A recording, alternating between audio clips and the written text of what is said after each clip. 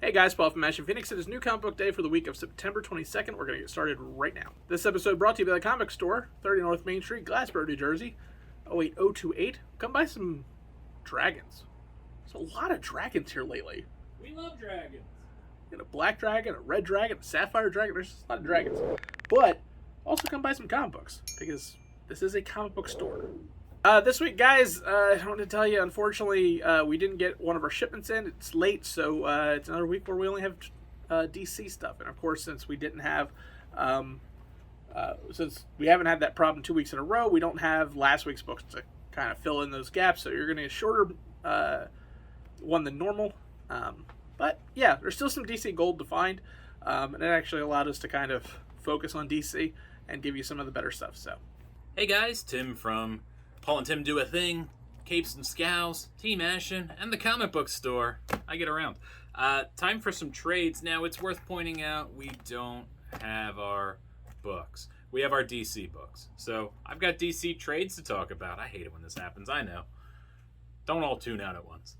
We've got Batman, Little Gotham, Calendar Days. This is issues 1 through 6. There's 12, I believe, in total of this. It's really good. Really good for young ones as well. With that awesome, was it Dustin Gwynn art, right? Yes? Yes.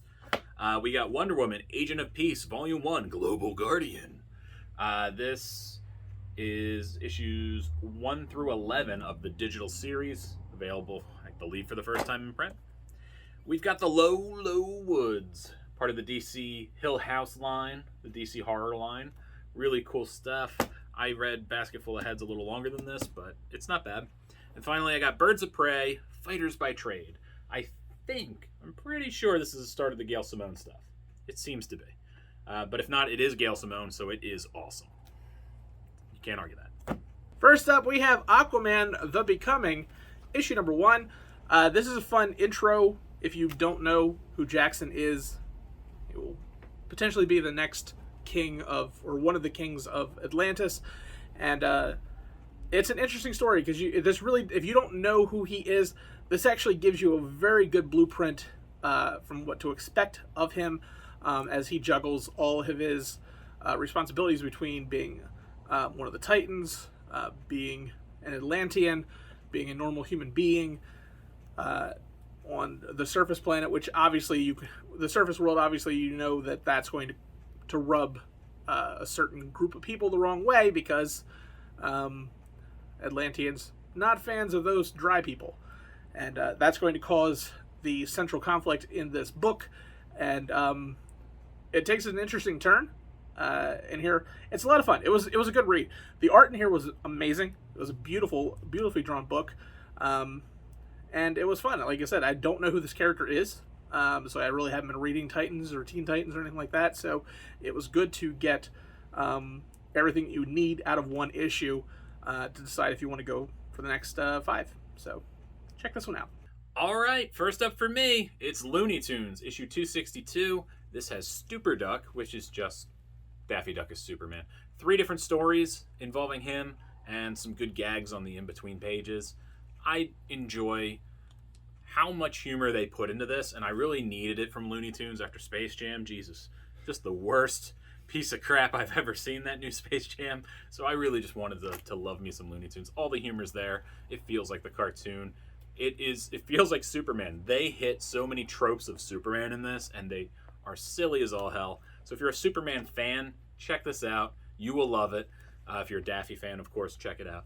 But if you just want something lighthearted to read that makes you feel good, this is it. Don't you need something nice in your life instead of something just awful?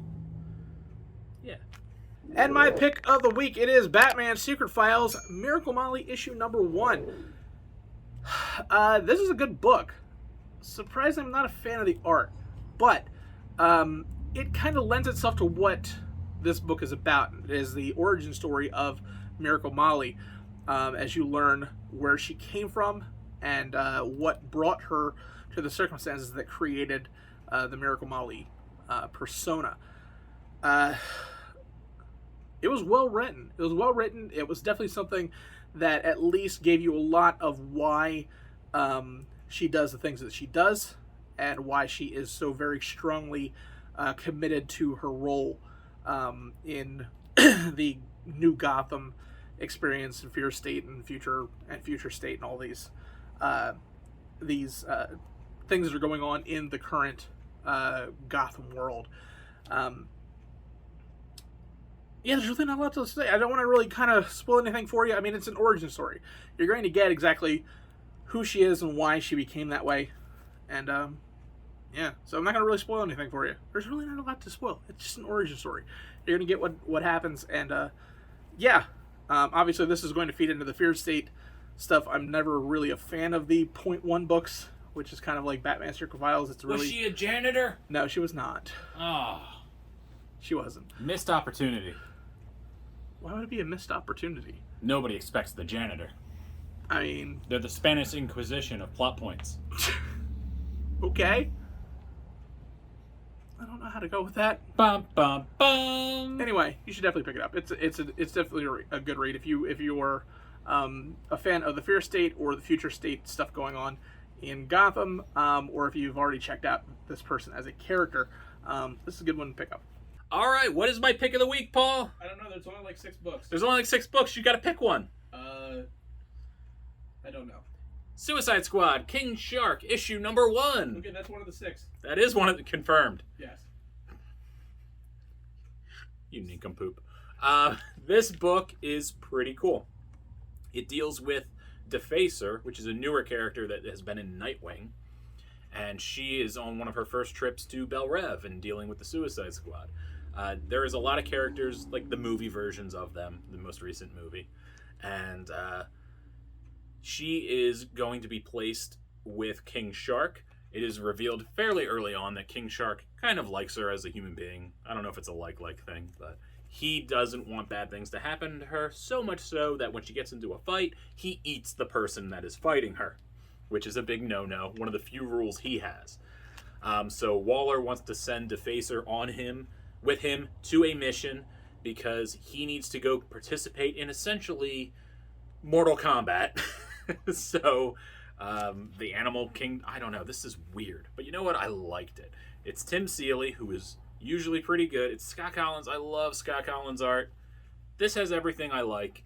And it's just a little weird, but you know what? I'm in for it. I want to see where this goes. It's a 6-issue series, and it's just good. It's just fun. It's got some gross violence in it, as you would imagine with a giant shark eating people. But I do want to see where this goes. There is a Mortal Kombat joke even in it, so definitely check it out. I think a lot of people shouldn't sleep on this. I think you're going to like it. All right, that is it. Thank you for getting to the end of the video. If you haven't yet, our new channel is doing well. Thank you for those who've checked it out. That is Paul and Tim Do a Thing. We certainly do a thing. We did a thing. We've done quite a few things. We've done a few things, so yeah, definitely check it out.